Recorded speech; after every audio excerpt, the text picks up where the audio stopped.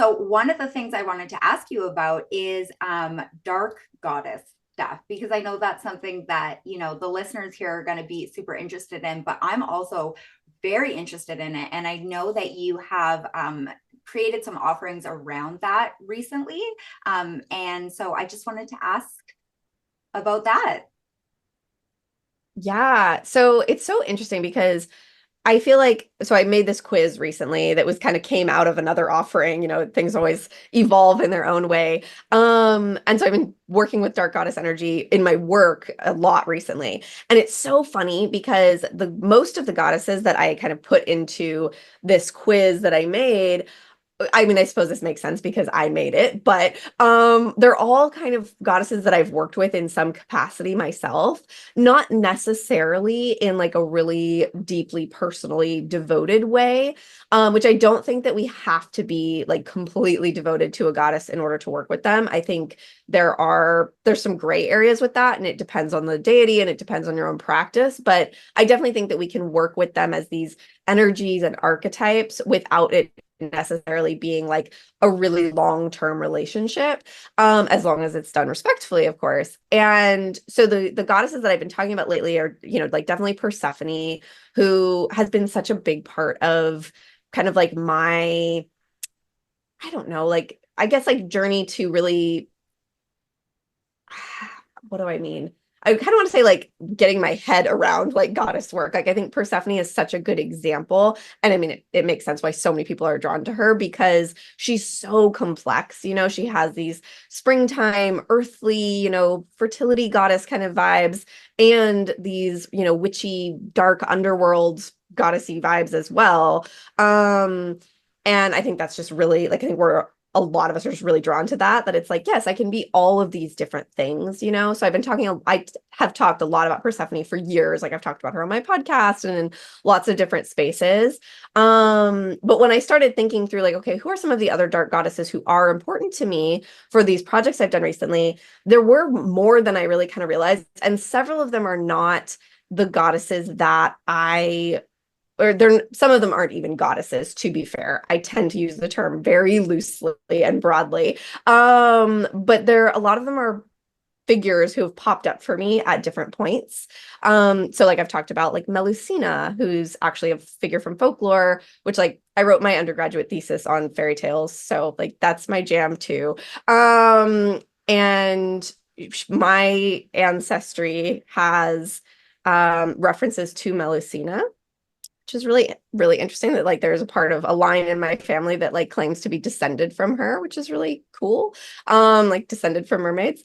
But so there's like all of these different little pieces. And what I really started to realize is that I think all goddesses are dark goddesses in a way, because really the idea of a dark goddess is, a divine feminine energy from whatever source who, kind of defies what we think that means, right? Like defies it just being the love goddess energy, right? Or the earth goddess energy. And I think that even Venus and Aphrodite can really be a dark goddess in and of themselves, right? Because we tend to paint these figures as very one-dimensional, right? As like just a piece of who they really are, when in reality, like that's not true in their own stories, and it's not true in any of us, right? And so I think that working with dark goddess energy is very much about kind of starting to piece that out, and being able to see the complexity and the like ignored parts of their stories, just as we have ignored parts of our stories. I don't know. It's a thought in progress. Yeah, no, it totally makes sense. So would you consider like dark goddess work or working with that particular energy or archetype, would you consider that as sort of associated or a part of shadow work?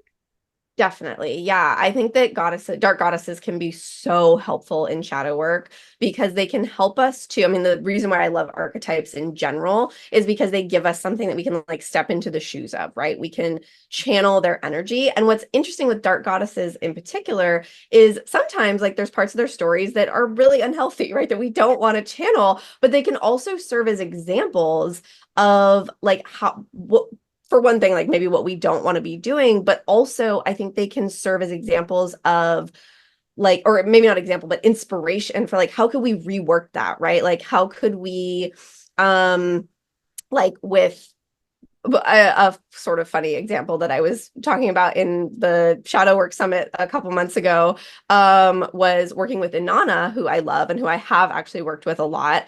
And like part of her story is that when she returns from the underworld, she discovers that like her husband betrayed her. So she like has him executed and puts her lover on the throne next to her. And it's like, okay, maybe we don't need to like be that extreme necessarily, but there's still a lesson in there, right? Like there's still a lot of things in there about like prioritizing our power and our sexuality and, you know, allowing some of these parts of ourselves to be at the forefront and like not letting someone betray us or go behind our backs, right? Like and that we don't have to just like turn the other cheek and be okay with it necessarily. And so I think there's a lot of lessons with dark goddesses that they can help us to see our shadows, they can help us reflect our shadows, but they can also, you know, serve as examples in so many different ways. Oh, I love that. Oh, and I like that story. Good for her. Right. um, okay, well, so Tenae, if somebody, say somebody is listening to this and they want to know how to get started working with dark goddesses, is there anything that you would recommend as like a starting point, aside from obviously really leaning into your intuition? Clearly, if you know, if there is one of these goddesses that you kind of feel like a little mental niggle or pull towards, is that what else would someone do if they wanted to get started? Yeah, I mean that's definitely always the like most important thing, right? Is like, do you feel called to this thing? Then you should go research it. Um, and you know, I think that there's a few different sources you can look for if you're like, I know that I feel called to this energy in general, but I don't know who exactly. For one thing, I mean, you can also work with like the archetype of the dark goddess. You don't necessarily have to work with a particular deity. I think that's always an option. But a couple of sources to look to. One is your own ancestry, right? Like digging into deities from your own cultures, no matter how far back those cultures are, right, can be really, really powerful.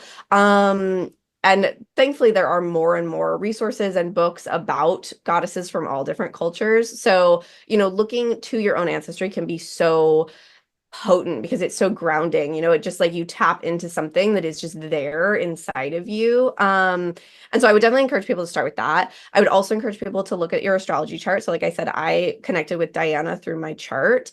So there's lots and lots of goddess asteroids that you can look up. And if an asteroid is in a close place in your chart, so if it's like very close to your sun or your moon or your Venus or things like that, then that asteroid is important in your chart.